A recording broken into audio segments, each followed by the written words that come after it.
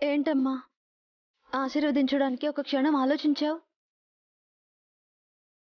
అక్క, rock star నీ మెల్లో తాళి కడతాడో లేదో అని భయపడుతున్నట్టుందమ్మ. గందుకే సోచయిస్తుంది. పిన్ని, ఇంకెలాంటి డౌట్లు పెట్టుకోవద్దు. ఎవరేమనుకున్నా ఎలా అనుకున్నా సరే, ఈరోజు అక్క మెడలో రాక్ స్టార్ తాళి కడతాడు. మా నమ్మకం కూడా గదేనమ్మా. ఎంత నమ్మకమున్నా ఎక్కడో దిగులుంటది కదా. తులసమ్మ, ఆ గుబులు దిగులు తీసేసాయి. మన బిడ్డ అంత ఘనం బాబు కోసం పూజలు చేసింది. బాబుని అలకనందని ఆ అమ్మవారే దగ్గరుండి కలుపుతుంది. నువ్వు చెప్తుంది నిజమే తాత. ఆ అమ్మవారి ఆశీర్వాద బలం నాకుంది.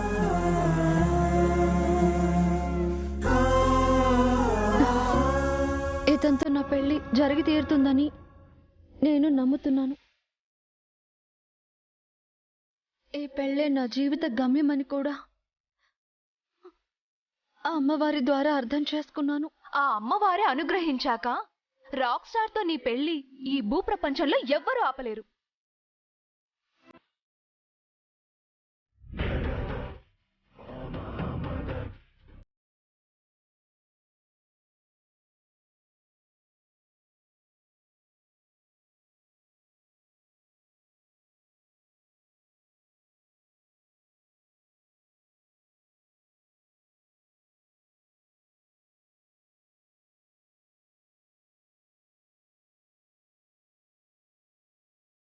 ఏం తెసా ఇది?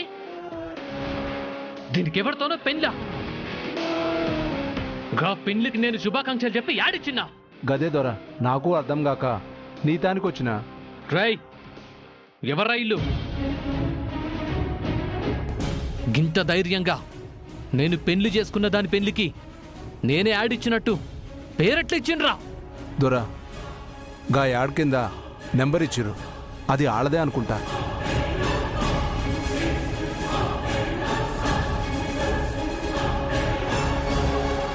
ఇళ్లను వదలను, దాన్ని వదలను, దాన్ని చేసుకునే గా విరాజ్ గాన్ని కూడా వదలను.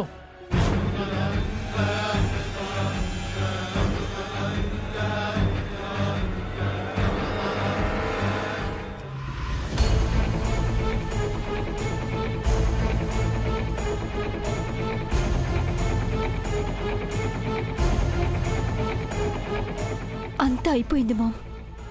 గౌరీ పూజ కూడా జరిగిపోయింది. అది అందరి దగ్గర ఆశీర్వాదాలు తీసుకోవడం కూడా అయిపోయింది. ఏం చేస్తాం? మన ప్లాన్ వర్కౌట్ అయ్యుంటే అది పాటికి శమం అయిపోయేది. ఆ పిల్ల మధ్యలో రాకపోయింటే మనం అనుకున్నదే జరిగేది. మొత్తం అంతా చిన్నపిల్ల వల్లే వచ్చింది. మనల్ని ఏం చేయనీయకుండా చేసి మనతోనే ఆడుకుంది.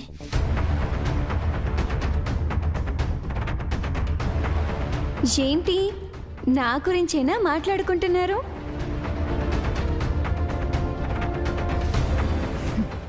అదేం లేదు, ఊరికే అలా మాట్లాడుకుంటున్నాం. నువ్వు ఆ కొబ్బరి నీళ్ళలో పాయిజన్ కలిపావని ఎవరికైనా చెప్పావా?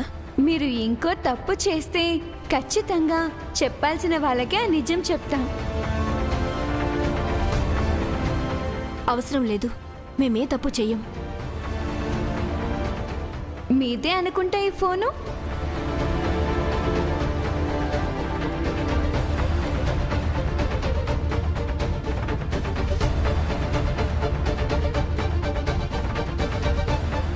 ఈ ఫోన్ నీకెక్కడ దొరికింది? అదంతా ఎందుకు? అది నీ ఫోనా కాదా? నాదే.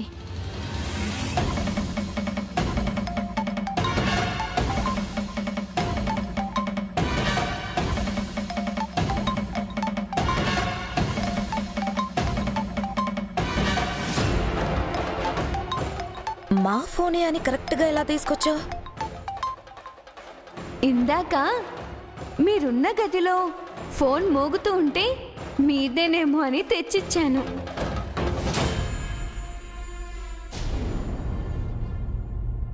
ఎవడు ఫోన్ ఎత్తట్లేదు. సరే నేను వెళ్తాను.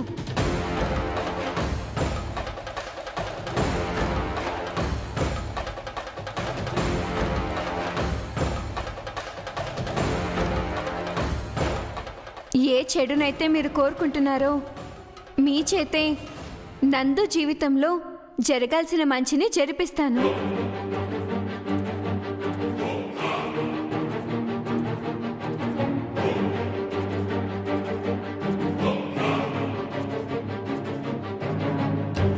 ఈ నెంబర్కి ఎవరో కాల్ చేశారు.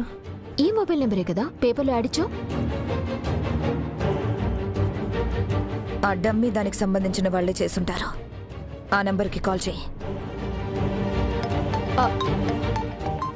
వాళ్ళే మళ్ళీ కాల్ చేస్తున్నారు మా. లిఫ్ట్ చేయి. హలో, ఎవరు? నేనెవలో కాదు, నువ్వెవలో? కాల్ చేసింది మీరు. ముందు మీరెవరో చెప్పండి. ఈ పేపర్లా యాడిచ్చినావు, అది నా పేరు మీద. నేను గిట్ట తాళిగట్టిన పోరిది ఫోటేష్ మరీ ఇచ్చినావు.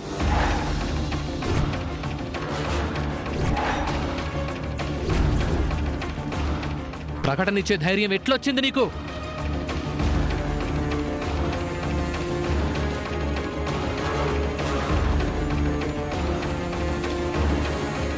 ఏంటి అర్థం గాలే?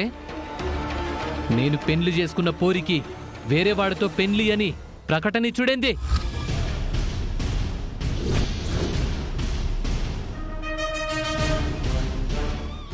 నువ్వు తనని పెళ్లి చేసుకున్నావా? అవును. దాని పేరు చైత్ర కాదు, అలకనంద.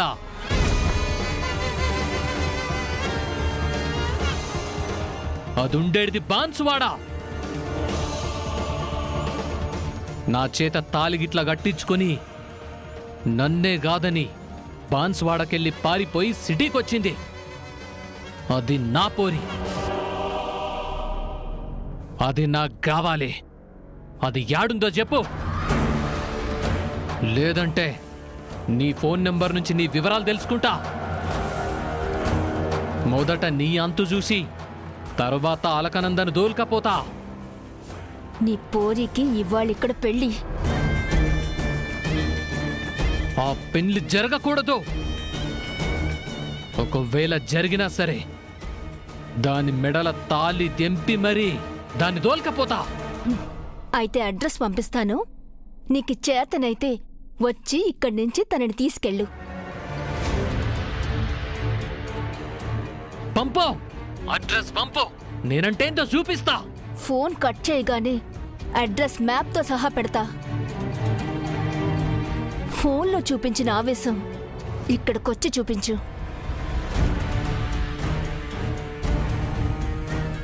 ఏమైందిలయ్యా?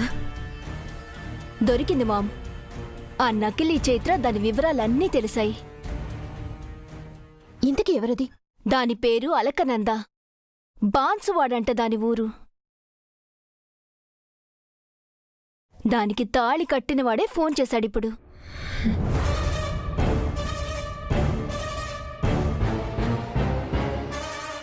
వచ్చి దాన్ని లాక్కుని తీసుకెళ్తానంటున్నాడు. హోప్స్ అన్నీ వదిలేసుకున్న తర్వాత ఎంత మంచి న్యూస్ చెప్పావే.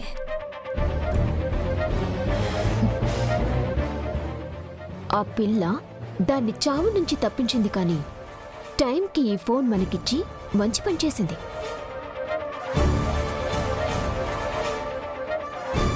ఏంటి మళ్ళీ నన్నే తలుచుకుంటున్నారా?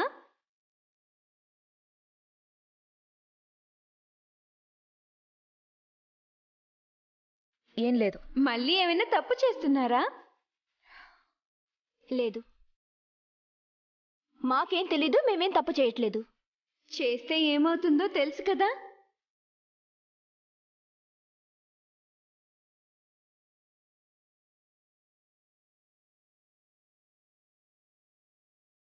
పిన్ని, ఈ పిల్లేంటి అలా అనుకోగానే ఇలా వచ్చేస్తుంది? ఆ పిల్ల గురించి మనకెందుకు, వదిలే. ఈ పెళ్ళ ఆగిపోతుంది, అది చాలు. నేను ఫోన్లో మాట్లాడినవాడు మరీ మూర్ఖుల్లా ఉన్నాడు. వాడు ఎలాగైనా ఆ డమ్మి చేతిని లాక్కుపోతాడు. దాని బండారం కూడా బయటపడిపోతుంది. హ్యాపీగా బావకి నాకు మధ్యలో ఇంకెవ్వరూ ఉండరు. ఇంక బావ నావాడే.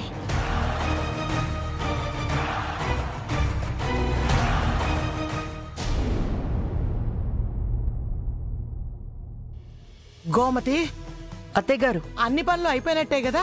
దాదాపుగా అన్ని పనులు అయిపోయినట్టే అత్తయ్య గారు. ఒరే ఆనంద్, విరాజ్ రెడీ అయ్యాడా? రెడీనే అమ్మా. పంతులు గారు ఎప్పుడు పిలిస్తే అప్పుడు వచ్చేస్తాడు. విరాజ్ పీటల మీదకి రాగానే ఆ నకిలీ దానికోసం రావాల్సిన వాడు వస్తాడు. దాని నిజ స్వరూపం బయటపెట్టి దాన్ని లాక్కొని పోతాడు. లయ, ఆ డమ్మీ దాన్ని వాడెవడో లాక్కుని వెళ్ళాక కుదిరితే ఇదే ముహూర్తానికి నిన్ను నీ బావ పక్కన పీటల మీద కూర్చోబెడతాను. అమ్మా, నేను చెప్పిన సామాగ్రి తెప్పించండి. ఒక్క నిమిషం పంతులు గారు. అలాగేనే.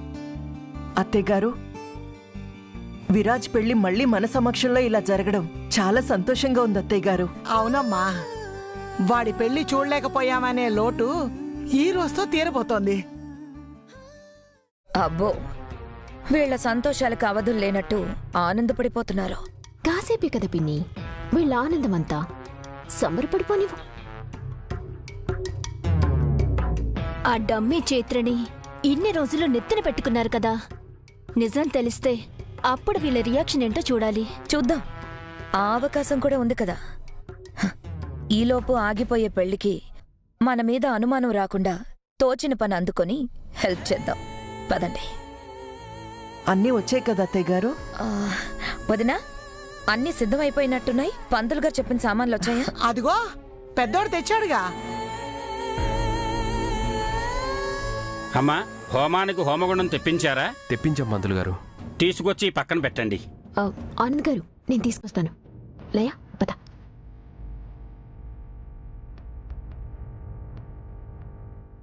పంతులు గారు, ఇది ఎక్కడ పెట్టమంటారు? ఇక్కడ పెట్టండి అమ్మా.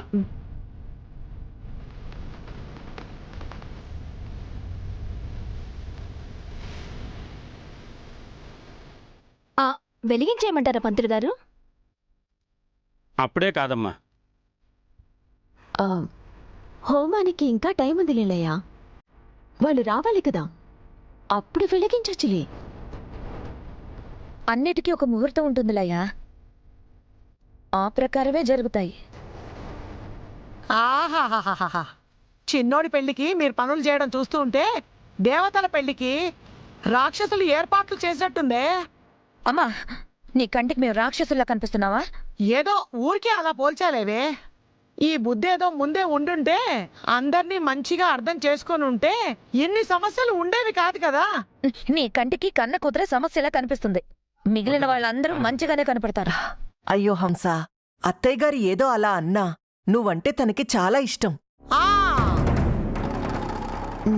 ఎంత ఇష్టమున్నా పిన్నిని అందరి ముందు అలా అనటం ఏం బాగోలేదు బామ్మగారు. మామ్, మన గ్రానీనే కదా అంది, వదిలేసే. ఇది కరెక్టే. వదిలేక ఇంకేం చేస్తానులే. పంతులు గారు, మీరు చెప్పినవన్నీ వచ్చేసాయి కదా? అన్నీ వచ్చినట్టేనమ్మా. వరుడు సిద్ధంగా ఉన్నాడు కదా? సిద్ధమే పంతులు గారు.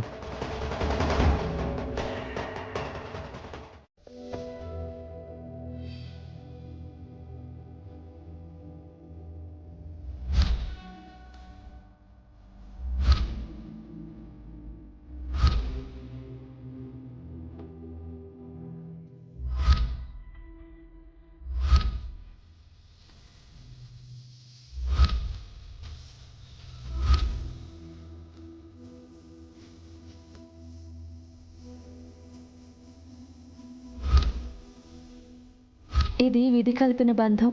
ఎంత దూరం పరిగెత్తినా తిరిగి చూస్తే పక్క పక్కనే ఉంటాం.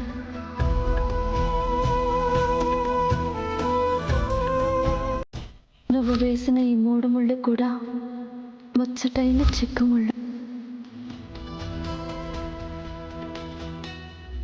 ఏవైనా చేస్తాను. ఎలాగైనా ఈ పెళ్లిని ఆపుతాను.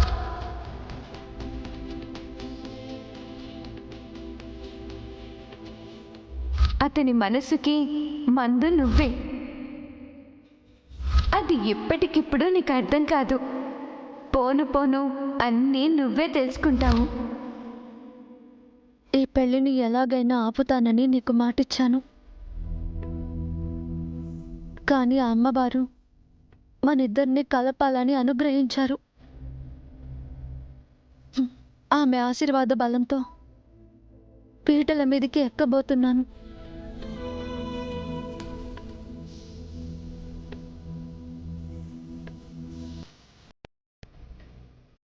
నీకు ఇచ్చిన మాటని తప్పుతున్నాను.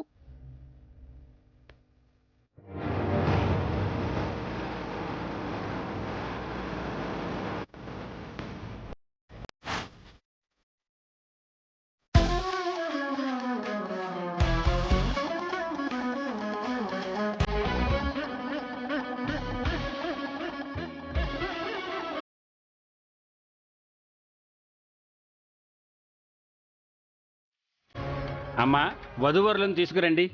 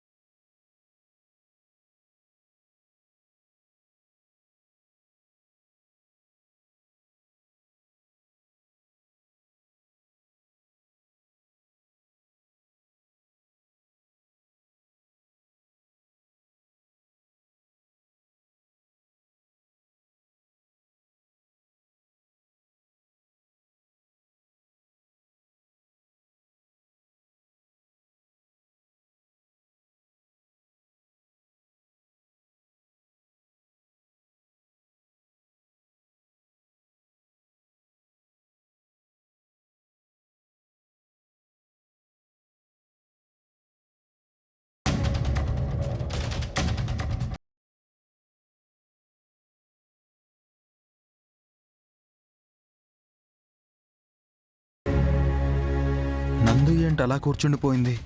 తనే కదా ఈ పెళ్లిని ఎలాగైనా ఆపుతానని చెప్పి నాకు మాటిచ్చింది. అంటే ఈ పెళ్లి ఆగట్లేదా? నేను నందు మెడలో తాళి కట్టాలా? నో, నేను నందు మెడలో తాళి కట్టలేను. నా చైత్రకి నేను అన్యాయం చేయలేను. నా ప్రేమని నేను చంపుకోలేను.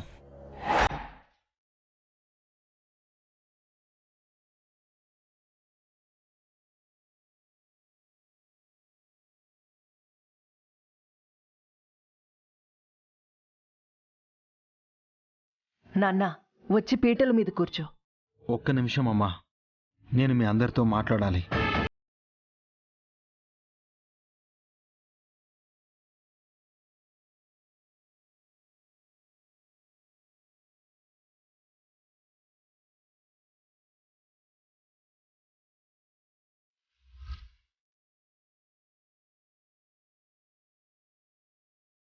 ఏమున్నా తర్వాత రా చిన్నోడా. టైం అయిపోతోంది నాన్న, వచ్చి కూర్చో. లేదు బామ్మ, పీటల మీద కూర్చునే ముందే నీకు, అమ్మకి, అన్నయ్యకి, నా వాళ్ళందరికీ నేను ఒక నిజం చెప్పాలి.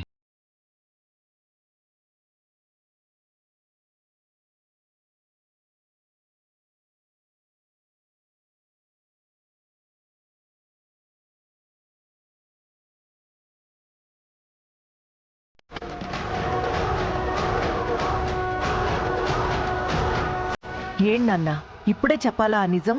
ఇప్పుడే చెప్పాలి. ఇప్పుడు మాట్లాడకపోతే నేను ఇంకెప్పటికీ మాట్లాడలేను.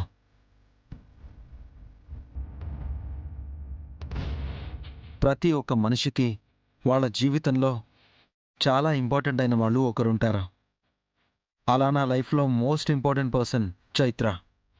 అలాంటి చైత్ర అనుకోకుండా నా నుంచి దూరమైంది.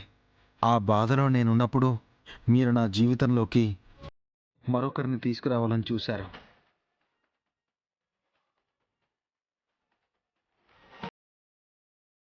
ఆ క్షణం చైత్రకు అంకితం చేసిన ఈ జీవితం మరొకరికి ఇవ్వలేక ఆ రోజు నేను ఒక నిర్ణయం తీసుకున్నాను. ఆ నిర్ణయమే నన్ను ఇప్పుడు ఇక్కడి దాకా తీసుకొచ్చింది.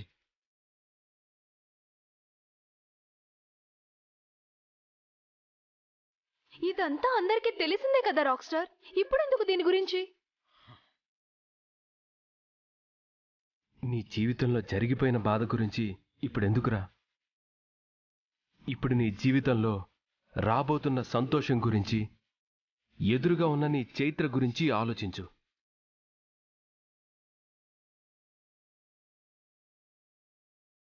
అవును నాన్న, నీ సంతోషం నీ చైత్ర అని మాకు తెలుసు. పీటల మీద నీ చైత్ర ఎదురు చూస్తుంది. రా నాన్నా. ఏమీ మాట్లాడకుండా వచ్చి కూర్చొని నీ చైత్ర మెళ్ళలో తాళి కట్టరా చిన్నోడా.